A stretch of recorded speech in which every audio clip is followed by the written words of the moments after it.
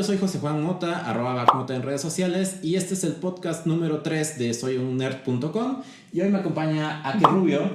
Y la pregunta inicial, ¿eres nerd? Uy, me gustaría decir que no, que yo soy de esas personas que atacan a los nerds, pero a fin de cuentas creo que todo mi trabajo y todos mis gustos me convierten en un nerd. Ok, y cuéntanos ¿a qué te dedicas? ¿Cuál es tu rol en esta vida nerd?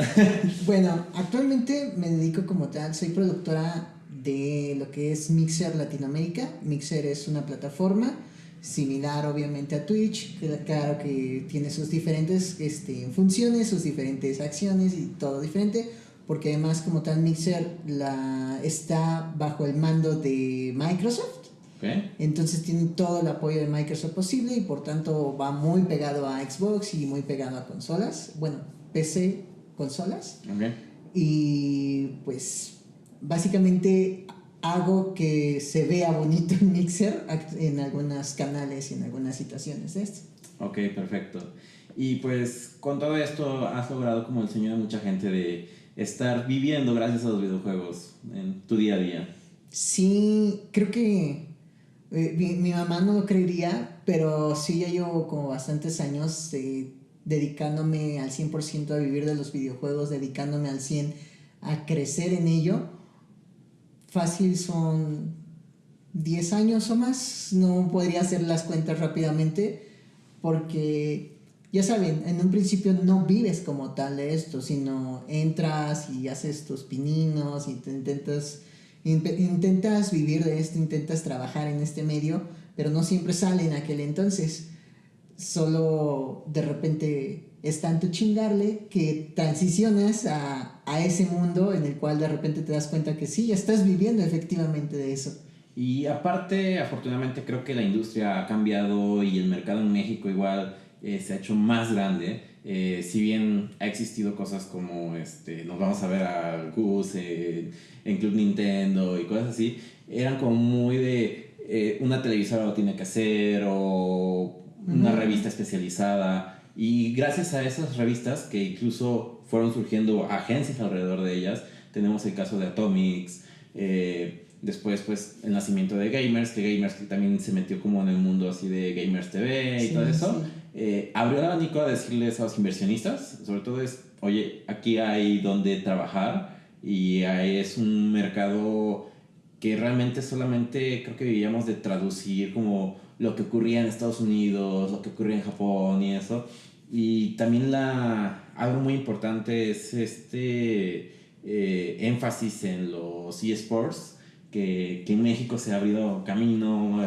Estamos hablando de que llenan una arena ciudad en México con League of Legends. Eso me parece increíble y jamás lo había imaginado. O sea, yo me acuerdo de organizar mis torneos de Halo en casa. O sea, yo no soy de la Ciudad de México, soy de Orizaba, Veracruz. Y pues acá sí había como torneos pues un poco más formales con las empresas y todo. Pero estoy hablando de estos torneos de 20 personas con 4 pantallas y 4 Xbox. Y eso era como el ambiente gamer. Ahorita el ambiente gamer tenemos como estos centros de que puedes llegar a rentar equipos, pues muy amplio y pues no sé cómo lo veas. Sí, vayámonos un poco a lo cronológico, un poco a este timeline de lo que ocurre, en donde efectivamente antes no había internet en primera, no, el internet era solo para universitarios o para empresas muy fuertes. Y nos teníamos que enfocar simplemente a lo que encontrábamos. Entonces sí, obviamente la televisión y las revistas eran toda nuestra fuente de información, era todo lo que nos llegaba. Y conocer videojuegos, aprender sobre X password, X truco, X glitch, X lo que sea, era un logro propio. Era un logro, muchas veces era un logro personal que no podíamos expresar más allá de nuestra colonia, ¿no? Sí, claro. Entonces, esta llegada del internet obviamente cambió todo. El poderse comunicar con personas de cualquier parte del mundo lo cambió todo por completo. Y si nos vamos a que siempre ha existido una competitividad en el ser humano, en los videojuegos no podría faltar. Entonces, esta situación en la cual veíamos Age of Empires, StarCraft o cualquiera de estos juegos la posibilidad de competir contra alguien que está al otro lado del charco y quizá no tanto por el input lag y ya saben todo ese rollo, quizá por lo menos a una ciudad de distancia, lo hacía maravilloso al poder expandirse y decir, no solamente soy el mejor en mi colonia, sino que ahora resulta que puedo ser el mejor en mi ciudad y probablemente en el estado, hace que crezca este negocio de eSports, este negocio de competencias, porque la palabra eSports podríamos decir la que no tiene más de 5 años que la estamos usando.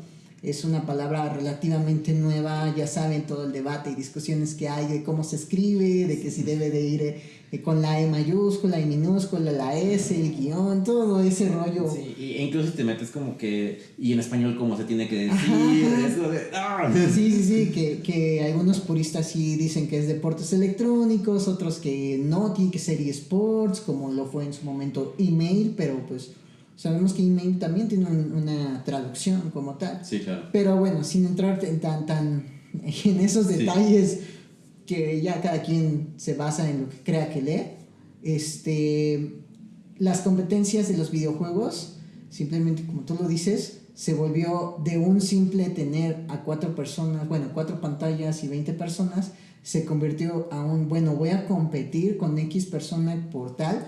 Y como voy a hacer la vaquita, voy a contar el dinero, o la tienda tal o la empresa tal me va a apoyar porque cree que eso va a ayudar a que crezca su negocio, pues empieza el patrocinio, empiezan los premios fuertes, empieza el crecimiento, empresas fuertes se dan cuenta que ahí está el negocio. Vimos a Samsung, vimos LG, ahorita HP, ahorita vemos hasta Nissan está involucrado en los eSports, metiendo dinero, metiendo a que las competencias crezcan. Entonces, sin duda, no podría decir que lo he vivido desde el principio, pero sí podría decir que viví, al menos aquí en México, sus primeros pasos para llegar a lo que actualmente es eso de llenar un estadio, una arena Ciudad de México. Es un estadio. Es un estadio. Sí. Al fin de cuentas sí aplica como estadio. De hecho, pues, podría decir que ya me tocó hacer un torneo en el Estadio Azteca. Okay. Entonces... ¿De qué fue? De FIFA. Wow. Aparte de hacerlo pues, como entonces, un homenaje, ¿no? Sí, y además fue todo un sueño para muchos de los jugadores que estaban ahí porque era, no manches, estoy pisando el Estadio Azteca, porque no era solo estar en las gradas, los competidores estaban dentro del estadio, estaban dentro de la cancha. Wow. Entonces sí fue muy emocionante para todos ellos. Entonces...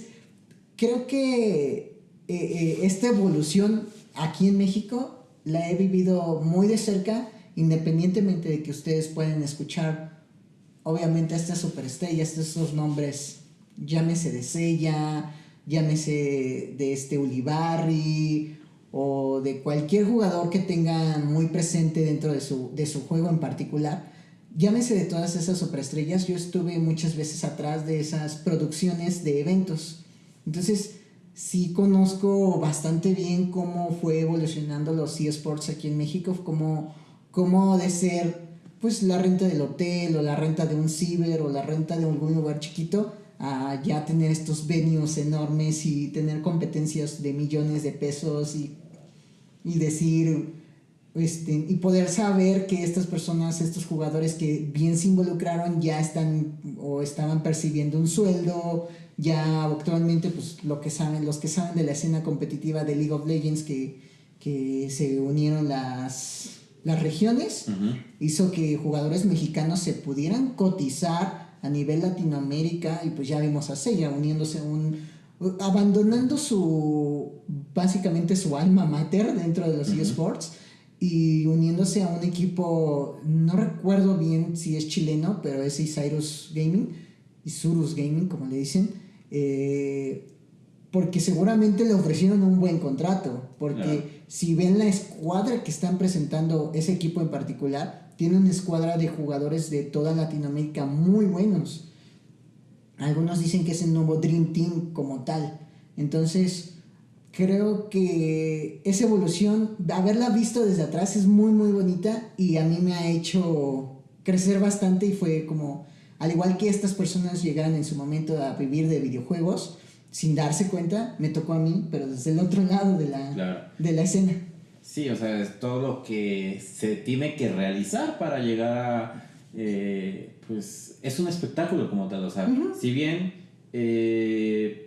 quienes están involucrados, ya sea por un premio en efectivo o de patrocinios, etcétera, son más como estos atletas, o sea, eso realmente son estas estrellas. Al final también lo que creo que fue evolucionando fue tener estos fanbase de tal cual, de tener fans de equipos, y eso creo que es la mayor diferencia del comienzo de los esports, de torneos incluso patrocinados por la propia marca. Hablemos de Microsoft con torneos de Gears of War o Halo. Sí. Eran como, pues sí, pues él es el mejor jugador de México, o Sutanito son el mejor dúo de Gears of War o así, pero como esa... tener un fanbase de que realmente vayan siguiendo sus juegos tal juego, y decir, wow, si van a llegar a la final y voy a pagar un boleto para ver, sí. Lo convierte ya en un show. Es algo que, no sé, ¿dónde dirías que en México, dónde fue la piedra angular de este boom de los eSports? Voy a hablarlo como mi hipótesis, porque realmente no hay como tal un detonante, ya que cada juego, cada empresa, cada situación hizo lo propio para hacer crecer esto. Podría decir que Latin Gamers fue de esas primeras organizaciones que logró hacer que realmente se tomaran en cuenta las competencias como algo más profesional, porque dio incluso un Smart y dio no sé cuántos miles de pesos. Yo creo que alcanzó $1 millón entre todos sus premios, viajes a diferentes partes del mundo y todo eso. No creo tampoco que haya sido Latin Gamers. O sea, puso su piedra, pero al igual atrás vienen otros, y después de Latin Gamers llegaron otros, y cada quien empezó a hacer lo suyo. Existen distintas ligas chiquitas y un poquito más grandes o mejor apoyadas, por así llamarlos, que están haciendo lo propio. Pero al menos aquí en México yo veo que uno de los puntos más importantes fue la desaparición del WCG, el World Cyber Games, que era 100% patrocinado por Samsung. No recuerdo bien si fue en el 2007 o 2008 que de repente dijo bye. O sea, ya no nos interesa seguir apoyando con tanta lana a este tipo de proyectos y todo eso.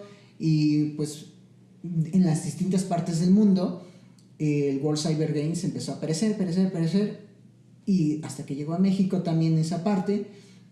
Samsung México dijo, pues es que ya no hay alguien a nivel global que nos esté apoyando, no podemos continuar con esto, bye WCG.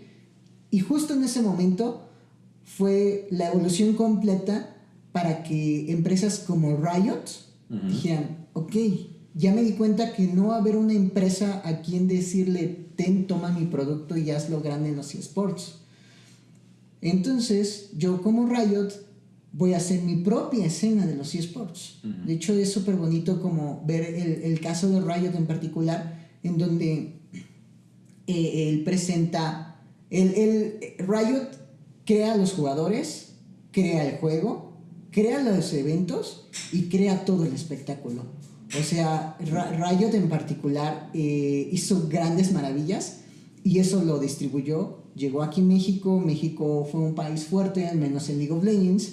Y eso hizo que muchas empresas empezaran a dar cuenta que no solamente aquí en México hay esports, sino que realmente son buenos los jugadores que existen aquí en el país.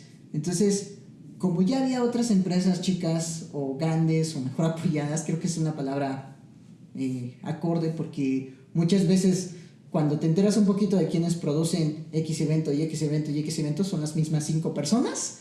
Y de repente es así como, ¿cómo es posible que las mismas 5 personas hayan hecho ese eventito chiquito, pero también hayan hecho ese evento enorme? Pues por el apoyo, ¿no? Sí. Pues terminas dándote cuenta, o al menos los patrocinadores y el mundo en general se termina dando cuenta, las regiones en particular, que debe de apoyar. y pues ahí es cuando México despunta, ahí es cuando México se da a conocer, ahí es cuando todas estas personas que trabajaron en los eSports, en la producción, en ser mejores gamers, en todo esto, es cuando por fin les pega el reflector y hacen lo propio. Sí, claro. Entonces creo que ese fue el momento cumbre, esa desaparición de WCG y esa reaparición de Riot, en donde dije, no, pues es que aquí está el gancho, o sea, aquí está lo bueno, sí se puede vivir de ello, sí tenemos buenos talentos, tenemos a Major en StarCraft, tenemos a MK Leo, tenemos a este dude, se me fue el nombre, el de Gears of War, se me fue el nombre, que es de Ghost Gaming, que quedó en segundo lugar, Identips.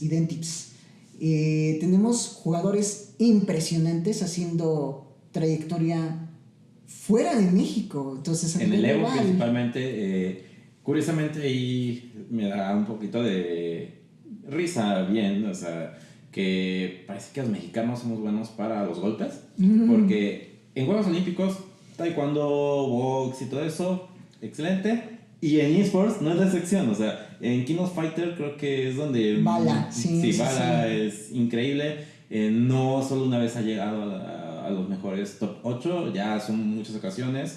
Y es... en Fighters está MK Leo, está Pony, está Fruitsy, está Bala, Gumi, están varios jugadores impresionantes que están haciendo lo suyo, están haciendo lo propio.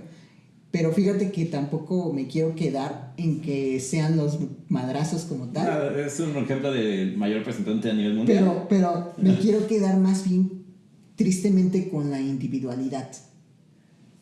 México destaca, o los jugadores mexicanos más destacados son en juegos individuales, no tanto en juegos en equipo. Lo digo así porque está se me olvidó el nombre de un jugador de StarCraft que ahorita está en el top 3 del mundo. Es mexicano, que pues es un juego individual al fin y al cabo. StarCraft está en MK Leo, primer lugar, está Identips, primer lugar entre los top 5 de Gears of War. Sí es un juego en equipo, pero él por sí solo está en ese tope, que tuvo que dejar a su equipo, tuvo que dejar a sus compañeros mexicanos o de Latinoamérica para él poder crecer. Y está, por ejemplo, en FIFA, tuvimos un cuarto lugar mundial, tuvimos un bicampeón, un subcampeón, perdón, 2 veces subcampeón. Tuvimos gente que llegó muy alto, Bala, que llegó muy alto, pero de forma individual, y en equipo nos estamos quedando muy atrás. Probablemente sería el extinto Lion Gaming. Sí, Lion Gaming. Que pasó a Rainbow Seven. Sí, ya no sé, debes perder la pista. Que al menos aquí en Latinoamérica, sí, Lion eres el mejor, Rainbow eres el mejor, Seiya, te amamos. Cuando hay ya enfrentamiento fuera de... Cuando quieres llegar a las competencias chidas al mundial, plop, caen. Tendrá que ver con el nivel de comunicación. Pasó en Halo, o sea, en Halo 5, por ejemplo, los 2 mundiales o 3, de hecho, 3, 2, ya ni me acuerdo. 2 mundiales que ha habido, a nivel Latinoamérica, México aplastó a los contrincantes. Así se llevaba el 1, 2, 3 a nivel Latinoamérica. ¿Qué pasa? Llegan a las competencias a Estados Unidos, quedan en el último lugar de esas competencias. Entonces sí es un detalle bastante curioso, un punto que he notado. Pueden ser distintos factores, puede ser lo que ustedes quieran, pero creo que es un punto que se debe de trabajar mucho para ir un ojo a los coaches, un ojo a estas personas que quieren crecer, incluso a los mismos gamers, de darse cuenta cuál es uno de los puntos que nos está fallando para dar el siguiente paso. Yo he visto cómo universidades se han atrevido a abrir estos clubs de eSports, afortunadamente, y creo que es un buen ámbito para que se comience a desarrollar esta cultura más de trabajo en equipo profesional, porque creo que porque son tan buenos individualmente, tiene que ver con esa lucha de querer ser el mejor. Sí. Y dejar, no importa quién dejes atrás, este caso que me comentas de StarCraft, de que deja su equipo y luce en los tops individualmente, pero creo que ahí sería una buena oportunidad. ¿Cómo verías el panorama de México en los eSports para 2019 en competencia? Híjole, se ve bastante turbio y por desgracia es que han ido desapareciendo esos apoyos que veíamos antes. Estamos viendo cómo, repito, Riot Latinoamérica se une en las regiones para solamente crear un solo, ¿cómo llamarle? Una sola competencia, la cual va a ser en Chile. Entonces todo el centro de todas las competencias van a ser en Chile. Entonces todos los equipos que quieren ser muy fuertes van a tener que viajar a Chile. Sí, no. Entonces se vuelve otro reto más. Entonces se ve un poco oscuro el camino, se ve un poco nublado. Es muy arriesgado decir que va a ser el mejor año en 2019, pero creo que va a ser importante para las organizaciones locales. Ya. ¿Crees que hubiera sido muy agresivo que mejor nos unieran tal cual a Riot de América del Norte, así Canadá, Estados Unidos?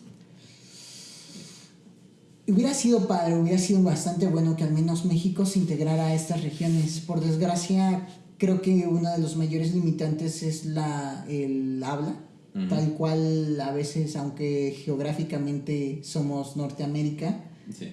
El idioma nos ha hecho que nos dividamos ya ni siquiera en Centroamérica, sino como Latinoamérica. Sí, hasta Argentina. Entonces es así, sí, Canadá, Estados Unidos y los demás, ¿no? Ni siquiera aquí sabemos cuáles son los demás países que hay dentro de todo esto, ¿no? Casi nadie se los puede aventar. Entonces, creo que hubiera sido padre, pero no, pensándolo de forma en fría, sí. no era lo correcto que México se uniera a Norteamérica. Sí, yo pensaba más por estos gastos que van a representar para los equipos, ¿no? El tener que ir a los eventos, pues va a ser más alto. En cambio acá era viajar tal vez entre estados, y aún así era como difícil para los que apenas comienzan. Ya los que están muy establecidos, creo que pues no se deben que preocupar tanto, ya sus managers se encargarán de toda esa situación. ¿Y cuál crees que fue como el eSports más fuerte en México en este 2018? League of Legends. ¿Sí? League of Legends sigue siendo el rey.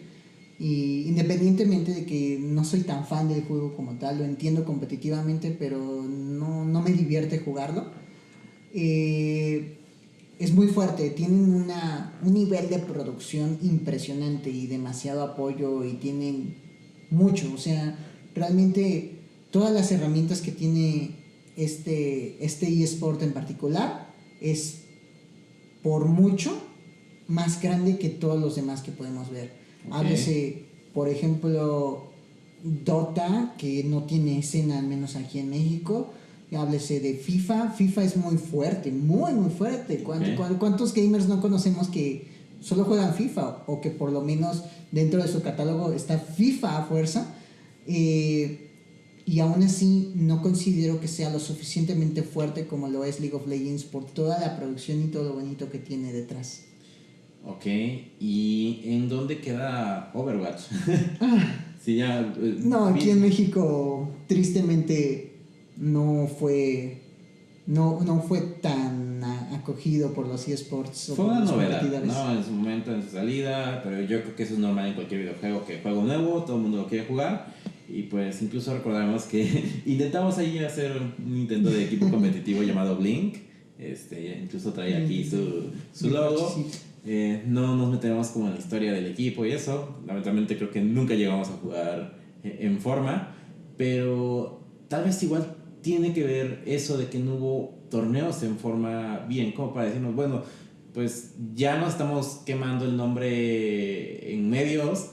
Y viene un torneo, pues ni hablar, ya hablamos y ahora hay que ir. Y eso sí afectó, es como de, Pues sí, hay un torneo que en Talent Land, que en el Campus Party. Sí, que, sí. es un torneo. Y fíjate que ahí entra otra vez la cuestión de el equipo y lo individual.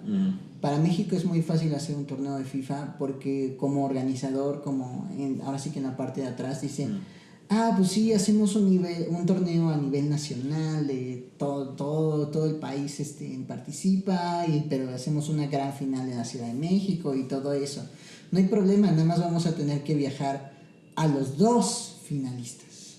¿Qué pasa con cosas como Overwatch? Hacemos un torneo en donde la gran final es en Ciudad de México, pero tendríamos que viajar a 12 finalistas. 12.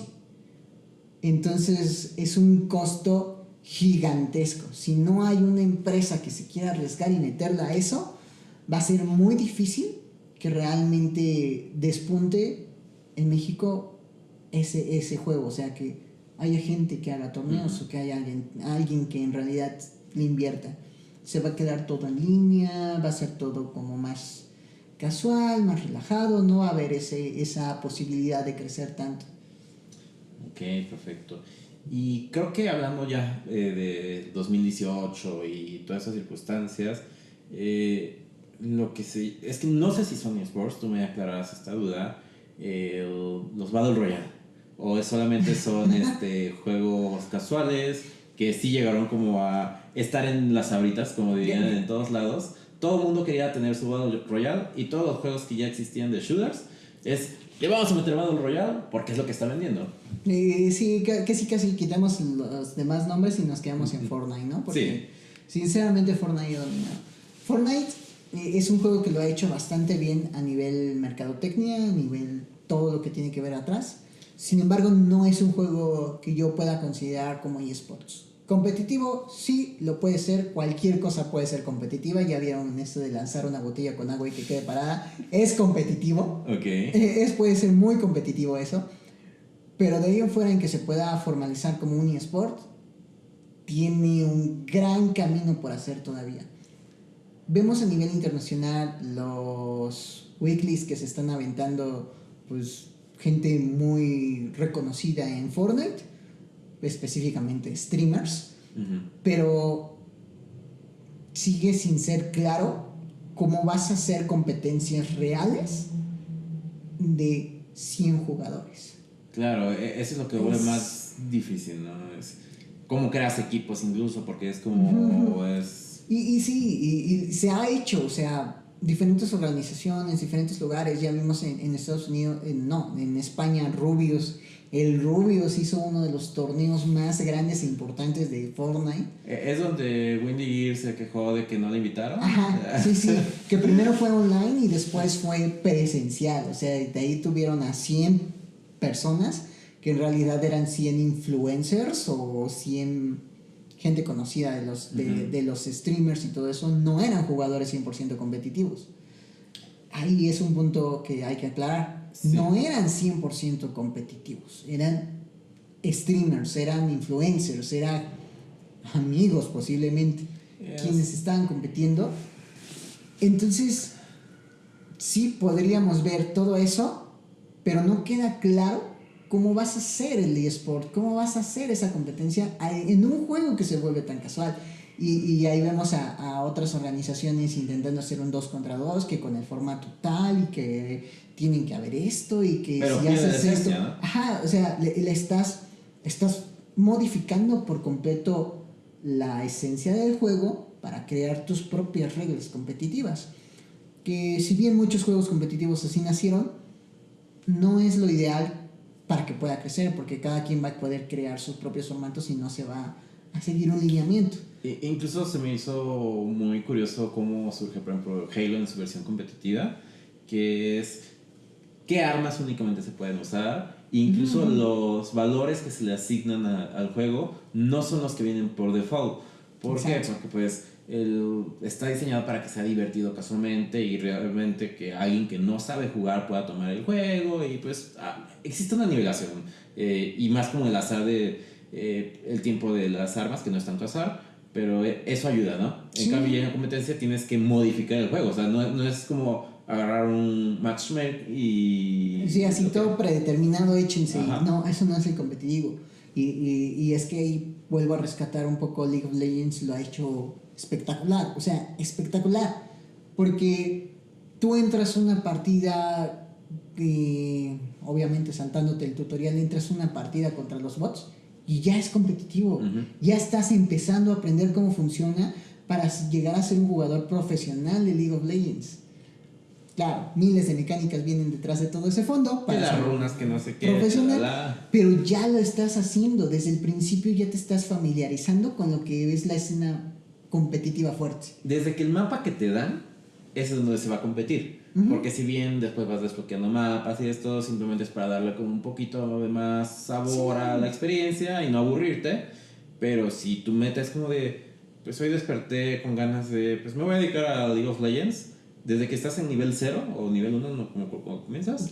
Sí, el 1 creo. Con 1, ese ya es el primer paso de, pues si le vas a dedicar tiempo, estudio, porque incluso lleva su tiempo de estudio de todos estos formatos ya más avanzados, pero las dinámicas del juego no van a cambiar. O sea, la dinámica es la que está, es la velocidad de los personajes, todo. Sí, muy contrario a lo que pasa con Halo, como bien dices. Si te quieres meter ya así como decir, hoy me voy a dedicar a Halo, no manches, tienes que volver a reaprender el juego. No al 100, claro está, pero tienes que volver a reconocer qué reglas sí son, qué reglas no son, por qué sí es esto, por qué no es esta arma, por qué todo eso. Tienes que... O es otra curva de aprendizaje extra.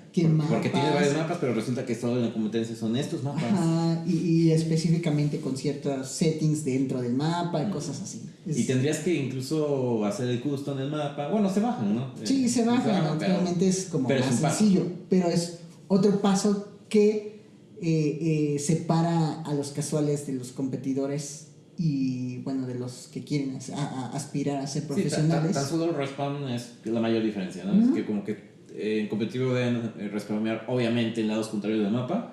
En cuando estás en formato casual, pues es un poquito más aleatorio.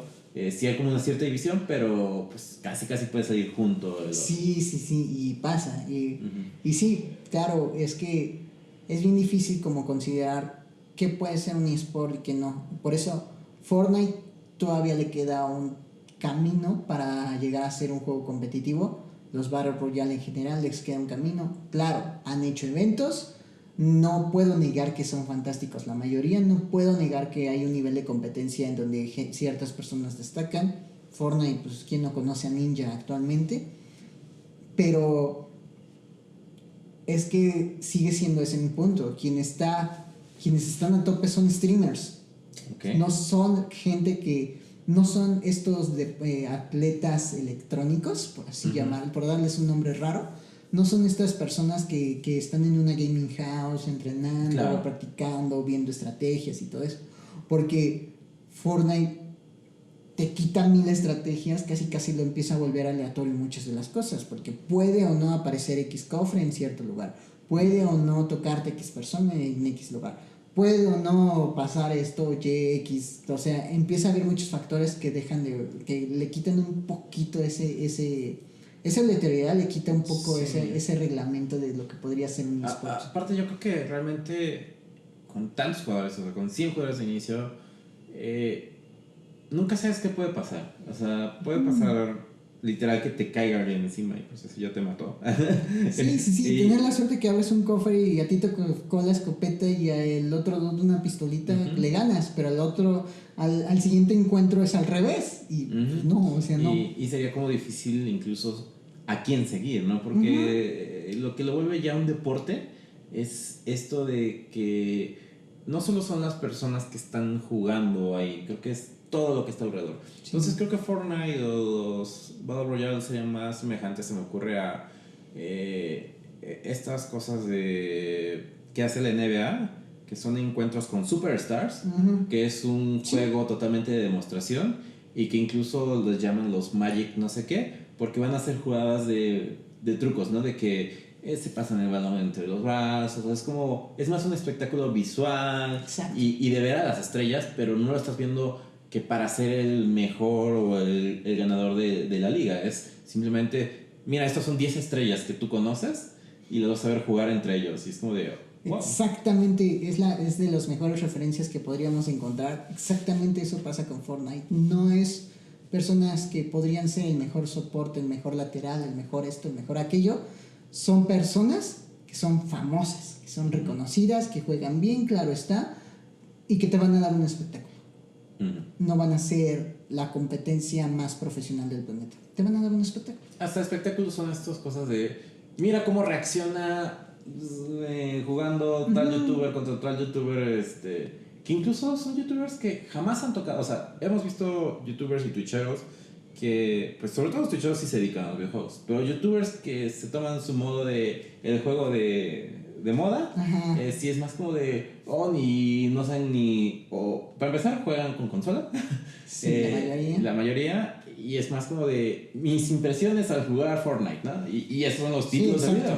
Y no está mal, o sea, realmente yo en una de esas le digo, uy, eso está matando al competitivo. No, es diversión, pero es otro. A fin de cuentas, como lo dices, es otro tipo de diversión. Yo también veo ese tipo de actividades, ese tipo de shows, ese tipo de espectáculos, porque suelen ser divertidos también, o sea, no por nada se preparan y hacen un montón de cosas y detrás de todo también eso lleva una preparación. Hay una preparación impresionante. El League of Legends también lo hace mucho, hacen sus All Stars cada determinado tiempo, que son competencias así un poquito más amistosas, incluso una de las actividades favoritas es cuando están con su dúo compitiendo en un 1 contra 1,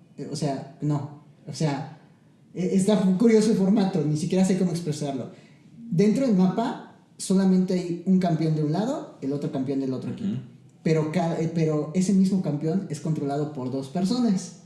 Uno controla el teclado y la otra persona controla el mouse. Sí. Es el ejemplo pura que diversión de la NBA, que pues van a hacer algo que si fuera una competencia pondría en riesgo el partido, porque es como de, no se trata de lucirte, se trata que anotes, ¿no?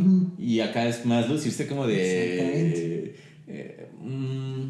en Magic se llama monstruo de 2 cabezas, como Twin Base o algo así, porque es como un mismo cuerpo.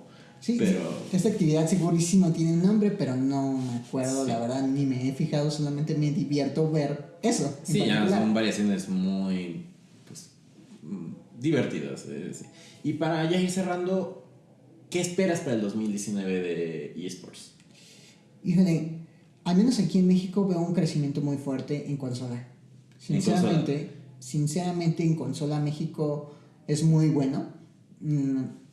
Tal cual México es un país consolero. Eso se han encargado las empresas que ustedes ya saben qué onda.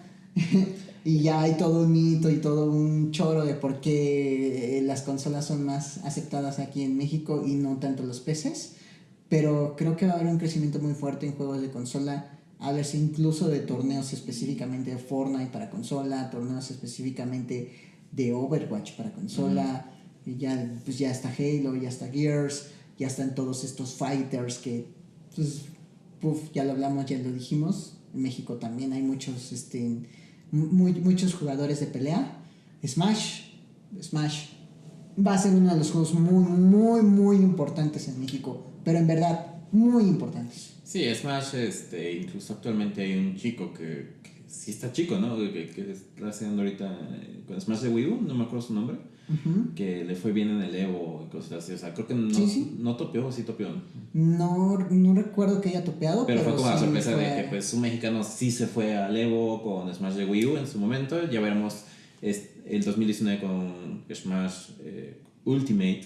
Que creo que es uno de los juegos favoritos en México, consideraría. Creo que Halo ha sido el rey desde Halo 2. Fue el rey.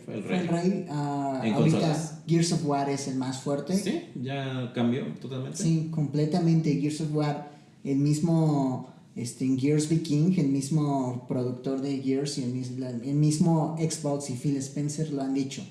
Gears of War es el juego más jugado de México y obviamente México es el número 1 de jugadores en Gears of War. ¿A partir de ¿Dónde ocurre esto? ¿Gears 3? Hace como, sí, más o menos en Gears 3 fue cuando empezaron a dar esas estadísticas. En Gears 3 todavía no era el más jugador, o sea, no, todavía México no se llevaba el primer lugar de jugadores. Actualmente sí, actualmente es muy importante. En febrero viene el Gears Pro Circuit aquí a México, ya es por cuarta vez, tercera o cuarta vez, no me acuerdo bien. ¿Crees que influye un poco que Halo en consola sí cambió? O sea, cambió un poco la dinámica, tan solo con que ya no puedes tener pantalla dividida. Y Gears todavía conserva como muchos de... O sea, ha ido evolucionando igual, pero conserva mucho de sus rasgos de los anteriores juegos. Creo que sí es 100% el juego, no es tanto de que haya evolucionado X o Y cosa, sino es 100% de Fue que... ganando fans. De que a México le gusta Gears. O sea, muchos de mis amigos que jugaban Halo se fueron a Gears porque decían que estaba más divertido. No porque tuviera pantalla dividida, ¿ves? Claro. ¿Cómo qué? Gears PC. No, o sea... No. Si hay gente que juega en PC, yo lo llevo a jugar en PC, pero no es que vaya a haber una comunidad grande de Gears, porque además... Para que juegues Gears en PC tienes que tener una buena PC y eso no pasa tanto en México. No pasa con los gamers. Y creo que ese es el factor de por qué México sigue siendo ese gran mercado de consolas. Ya lo vamos a meter en discusiones. Siempre va a haber alguien de PC Master Race que te va a decir: no, es más barato jugar en PC porque los juegos son más baratos que Steam y eso. Creo que hay una brecha y acá viene la diferencia. Sobre todo, yo trabajé en oficina todo este año y vi que mis compañeros todavía les gusta jugar, no son tan gamers, todo lo hacen como por recuerdo y por pasar el rato, y no compran más de 1 o 2 juegos, que era FIFA y Gears. Y entonces si te vas a la inversión que tienes que hacer por una pantalla de 4K, incluso la consola, y esos 2 juegos que incluso si lo consigues en bundle ya lo hiciste por un precio mucho menor que una PC decente. Sí. Y hay otro punto que creo que posiblemente influye en la cultura pues, económica, socioeconómica que hay en el país, y son los meses sin intereses. Es como de, claro. Es mucho más fácil conseguir una consola en una departamental, ya sea incluso Coppel, Electra, eso, aunque sea más caro, es más fácil que conseguir una computadora decente en estas departamentales. Y viene el otro punto de que es que no cualquiera se va a aventar a armarse una PC. No cualquiera se va a armar una PC, no le va a investigar así de tanto tiempo, de que no, pues es que necesito este tipo de motherboard y este tipo de procesador para este tipo de tarjeta para correr en 60 frames mis juegos y a 4K, ¿no? No hay muchos cuando simplemente vas y dices, mejor esa consola porque dice 4K. Claro. Y ya, o sea, te lías de... Yo me considero un nerd que le gusta la tecnología, me gusta como ver cómo va evolucionando todo, pero te he preguntado en varias ocasiones y creo que llevo como 2 años preguntándote y preguntando a mucha gente de, pues quiero armar una compu, pero me dan como tantas opciones que me bombardean y que me dejan siempre con ese miedo de, y si cuando termine de armar mi compu, porque también es querer, eso es un poco igual ya que de querer armarlo lo mejor posible, pues no puedo comprar todos los componentes de golpe. Sí. Pero entonces, y si cuando termine de armar ya no es lo mejor. Lo mejor llega una nueva generación de tarjetas de video, ahí están las RTX, que de la noche a la mañana de repente llegaron las RTX y dijeron, aquí somos el rey, que de manera sincera, no son las mejores, quédense con su serie 10, con su serie GTX, porque les va a salir muy caro comprarse las nuevas y no les va a servir mucho para el gaming. Pero bueno, sí, específicamente... Eso que acabo de decir es lo que pasa, que el mercado de segunda mano es adentrarse demasiado a ciertas especificaciones, que mejor te las ahorras y te compras una consola y ya lo tienes en tu tele. Y te compartes juegos muy fácil con de toma el disco.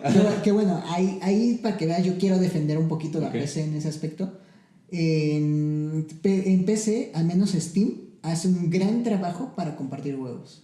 Puedes compartir tal cual, no literalmente tu cuenta, sino sí tienes que asociar tu cuenta, pero le dices, te presto mis juegos de todos los que tengo aquí. Se me hace algo bien bonito, le falta evolucionar un poquito, pero sí. se me hace un gran paso que debería empezar a hacer ya las consolas con sus juegos digitales. Pero tienes que hacer el download, claro.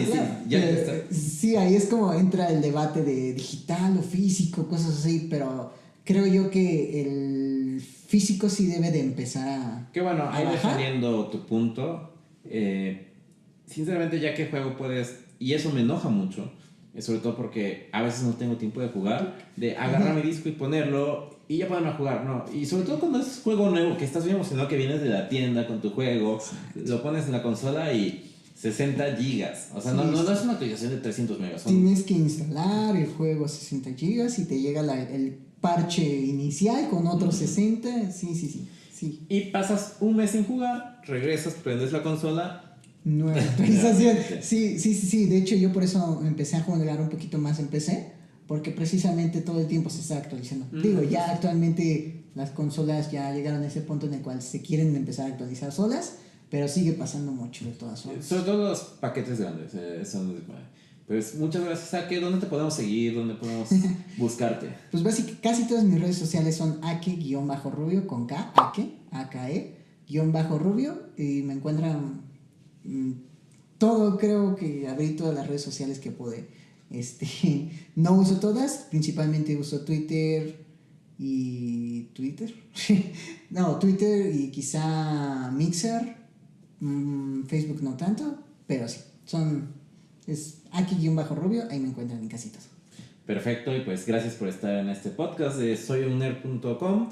Este fue el episodio 3. Les recuerdo, yo soy @backmota, José Juan Mota, y pues sigan suscribiéndose al podcast. Gracias.